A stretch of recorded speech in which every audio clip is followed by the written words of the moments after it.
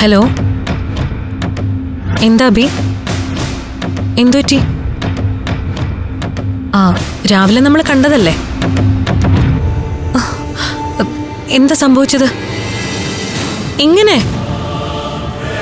ഇതിപ്പോ എങ്ങനെയാ പറ്റിയത്? ആണോ? ഹോസ്പിറ്റലിൽ പോയില്ലേ? വലിയ മുറിവാണോ? ഞാൻ വേഗം വരാം.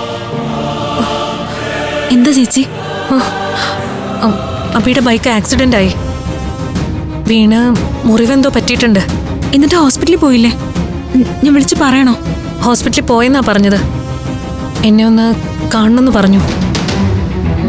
ഞാൻ വേഗം പോയിട്ട് വരാം. പിന്നെ ഇക്കാര്യം വേറെ ആരോടും ഇപ്പൊ പറയണ്ട, അച്ഛനോടും കൃഷ്ണേട്ടനോടും പോലും. അതെന്താ? വേണ്ടെന്ന് അഭി പറഞ്ഞേ. വെറുതെ എല്ലാരും പേടിപ്പിക്കുന്ന എന്തിനാന്ന് ചോദിച്ചു. ഞാനും വരട്ടെ ചേച്ചിയുടെ കൂടെ? എന്തിന്? അത്രയ്ക്കൊന്നും കാണില്ല. മാത്രമല്ല, ഞാൻ ഒറ്റയ്ക്ക് ചെന്നാ മതിയെന്നാ പറഞ്ഞേ. ഞാൻ പോയിട്ട് വരാം. ആ ശരി, പോയിട്ട് വാ.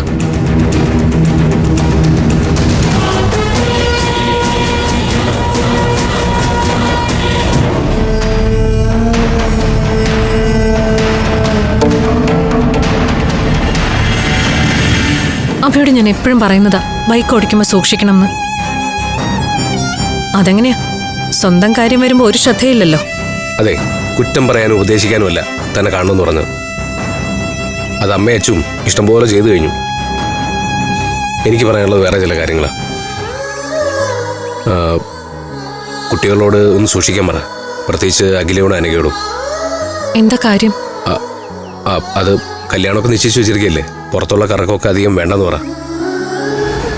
അഭി എന്താ എങ്ങനെയൊക്കെ പറയുന്നേ?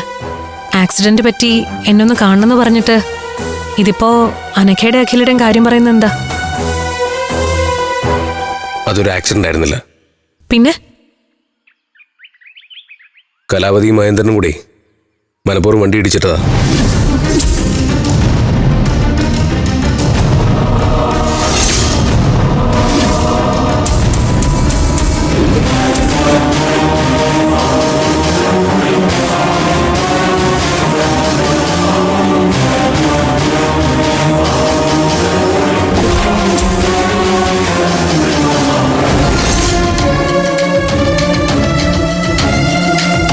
അവിടെ താമസിപ്പിച്ചിട്ടുണ്ടല്ലോ ഒരു മഹാൻ. അയാള് കലാവതിയുടെ വീട്ടിൽ പോയി എന്തൊക്കെ ബഹളം ഉണ്ടാക്കി. അതിനുള്ള കലാവതിയുടെ പ്രതികാരം അത്. അവിടെ പോയ കാര്യം എന്നോട് പറഞ്ഞു. വഴക്കായെന്നും വെല്ലുവിളിച്ചെന്നും ഒക്കെ പറഞ്ഞ്. അതിന്റെ ബാക്കിയായി കാണുന്നത്. അച്ഛൻ മകന് വേണ്ടി നല്ലതൊന്നും ചെയ്തിട്ടില്ലെങ്കിലും ഇങ്ങനെയുള്ള ഉപകാരങ്ങളൊക്കെ ഇഷ്ടം പോലെ ഉണ്ടാക്കുന്നുണ്ട്. അച്ഛനെ കുറ്റം പറയണ്ട അബി. കഴിഞ്ഞ ദിവസത്തെ സംഭവങ്ങളുടെ പേരിലാ അച്ഛൻ കലാവതിയെ കാണാൻ പോയത്, ഞങ്ങൾക്ക് വേണ്ടി സംസാരിക്കാൻ. നിങ്ങൾക്ക് വേണ്ടി സംസാരിക്കാൻ പോകേണ്ടത് നിങ്ങളുടെ അച്ഛനല്ലേ, അല്ലാതെ അയാളല്ലോ. പ്ലീസ് അബി, നല്ല ഉദ്ദേശം വെച്ച് ചെയ്തതാവും. അതിനി ആ പാവത്തെ കുറ്റം പറയണ്ട. കൊള്ളാം, ന്യായീകരിച്ചോ, ഇനിയും ന്യായീകരിച്ചോ. അയാൾ എന്തൊക്കെ തോന്നിയവാസം കാണിച്ചാലും ഇങ്ങനെ ന്യായീകരിക്കാൻ നിങ്ങളൊക്കെ ഉണ്ടല്ലോ, ഭാഗ്യം. പിന്നെ ഞാൻ വിളിച്ച കാര്യം സംഭവിച്ചത് എന്താണെന്ന് ആരോടും പറയാൻ നിൽക്കണ്ട. വെറുതെ അവരെ കൂടെ പേടിപ്പിക്കുന്ന എന്തിനാ? പക്ഷെ നമ്മൾ സൂക്ഷിക്കണം. ഒരുമാതിരി ഭ്രാന്ത് പിടിച്ച പോലെ ആ കലാവതിയുടെ പെരുമാറ്റം. ഞാൻ കണ്ടിരുന്നു. മഹേന്ദ്രനുമായുള്ള കല്യാണക്കാര്യം അവർ വീണ്ടും പറഞ്ഞു. ഞാൻ ആരെങ്കിലും കല്യാണം കഴിക്കുകയാണെങ്കിൽ അത് അഭിയായിരിക്കുന്ന തീർത്ത് പറഞ്ഞപ്പോ അവര് വെല്ലുവിളിച്ചിട്ടാ പോയത്. എന്നോടുള്ള ദേഷ്യത്തിനായിരിക്കും അഭിയെ ഉപദ്രവിച്ചത്.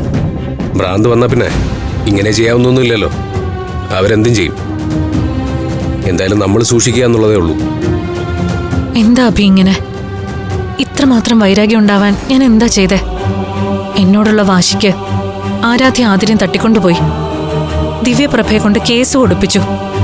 ഇപ്പതേ അഭിയെയും. എല്ലാത്തിനും കാരണം ഞാനാ. എന്നാരും പറഞ്ഞു? കാട്ടാന മതവിളക്കി വരുമ്പോഴത്തേക്ക് സ്വയം പഴിച്ചുകൊണ്ടോ ദൈവത്തിനോട് പ്രാർത്ഥിച്ചുകൊണ്ടോ പ്രത്യേകിച്ച് യാതൊരു കാര്യമില്ല. ചെയ്യാനുള്ളത് നമ്മൾ ചെയ്യണം.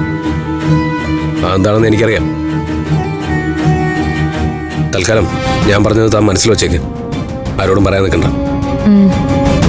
പക്ഷെ സൂക്ഷിക്കാനുള്ളത് സൂക്ഷിക്കുകയും വേണം. തങ്കർ, ഞാൻ കൊണ്ടുവിടാം. വേണ്ട, അപ്പിക്ക് വയ്യാതിരിക്കല്ലേ. വേണം. ഇത്രയൊക്കെ ആയിട്ട് എനിക്ക് തന്നെ ഒറ്റയ്ക്ക് വിടാൻ പറ്റില്ല.